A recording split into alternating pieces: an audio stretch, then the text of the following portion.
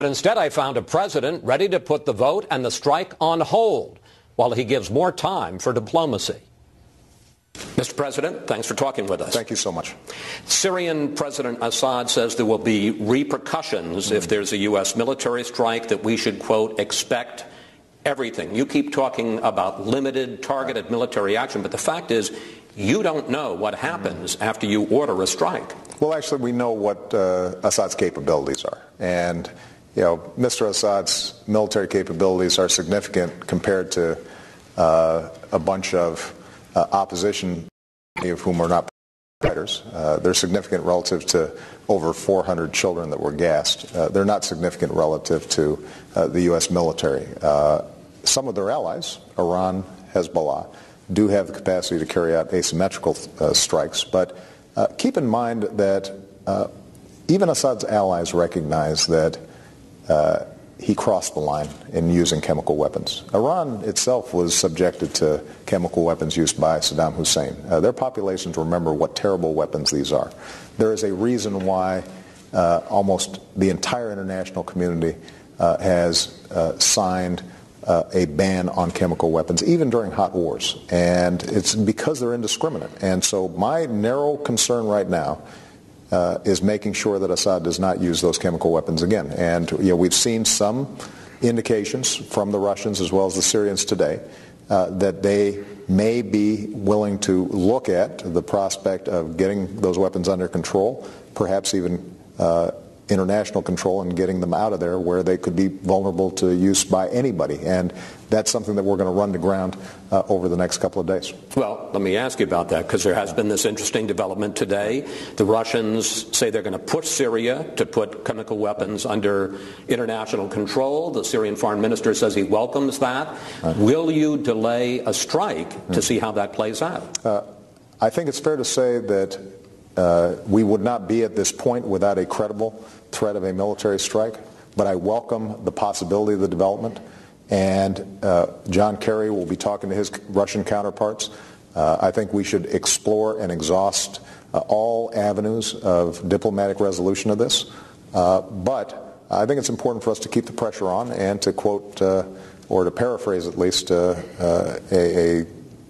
former U.S. President, Ronald Reagan, it's not enough just to trust. I think we're going to have to verify. So the question is, can we construct something that allows the international community to have confidence that these terrible weapons will not be used? So would you delay a congressional vote until you see where this goes? Well, I think that in discussions with members of Congress, what we've said to them is that there's a reason why I slowed this thing down to allow for a congressional debate.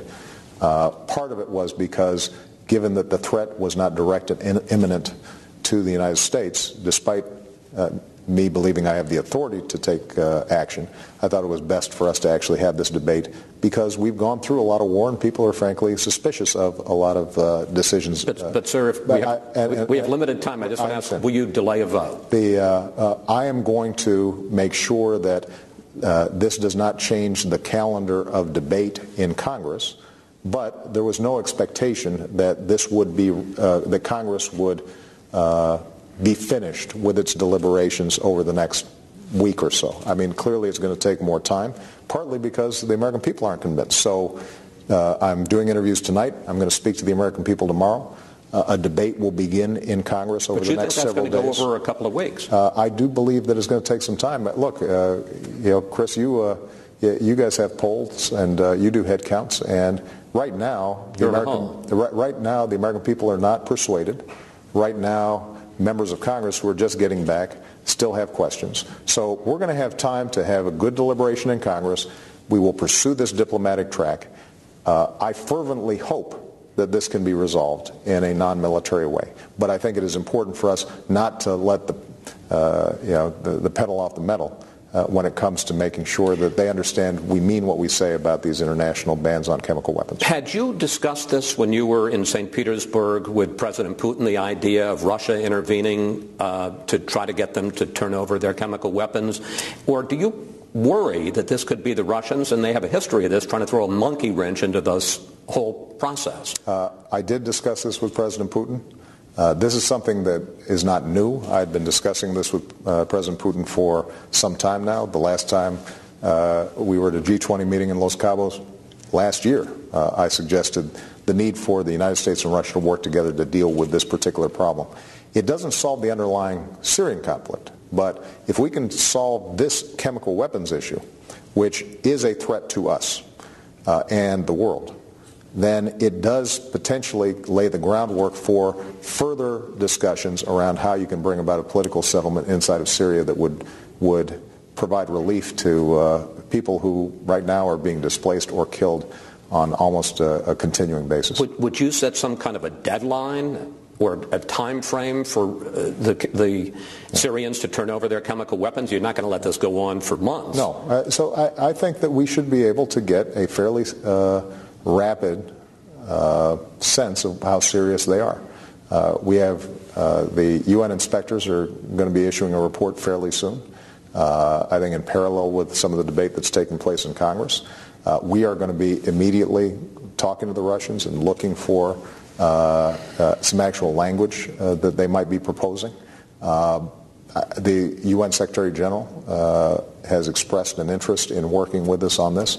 And so we'll put this on a fast track. I am in part confident about our ability to thoroughly examine this because in consultation with the Joint Chiefs of Staff, they've assured me that when I make a decision to launch a strike, they can do it and still be effective, whether it's today, tomorrow, or a month from now. Finally, sir, I want to you talk about the hole that you're in on Capitol Hill. The latest vote count shows 238 members either against or leaning against, 26 members in favor. A new Fox poll finds just 36% of Americans support a U.S. attack.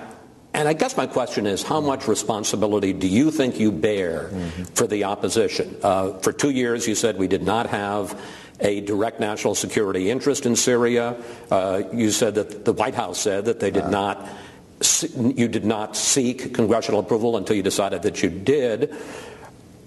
You talk more about what you're not going to do in Syria than what you are going to do. And today, John Kerry said that any attack would be unbelievably small. The chairman of the House Intelligence, Mike Rogers, says that the White House has done a bad job at explaining that this has been a mess. Okay. That was a long question. Let's see if I can keep the answer shorter. I think that this is a very difficult situation in Syria. Everybody understands that. I continue to believe that there is not a military solution to the underlying conflict, which is in part sectarian, and that the American people are right not to want to have us entangled in a sectarian civil war inside of Syria. But I have also been consistent in saying that the ban on chemical weapons is something that does affect our interests directly. That has been a consistent position. I have not changed it. And I think that there's a tendency to say if we are going to solve the chemical weapons ban, then that must mean we also have to take on and own the entire Syrian conflict. I reject that proposition. I think that we, as we're seeing now in these international discussions with the Russians and potentially the Syrians, there is a way for us to preserve a ban against the worst weapons that threaten our troops, that threaten people around the world, that threaten in terms of proliferation, attacks, threaten to lead to eventual attacks on us, while still recognizing that the only way we're going to solve the underlying Syrian conflict is through some sort of political settlement, and we're going to have to work through the international community in order to accomplish that. We can't own that because we've been down that path, and it's too costly in blood and treasure, and it is not something that we ultimately think would be effective. Mr. President, thank you. Thank you. Appreciate it. So the president's new timeline is weeks of debate in Congress before any vote. And in the meantime, serious diplomacy with the Russians and the Syrians to see if they mean what they say about placing Assad's chemical weapons under international control. Brett? It is interesting to see this whole thing flip. I mean, this started today, as we laid out, with what looked like an offhanded comment by the Secretary of State that was called a rhetorical argument by the State Department, then a Russian proposal that the president there seemed like he was trying to own.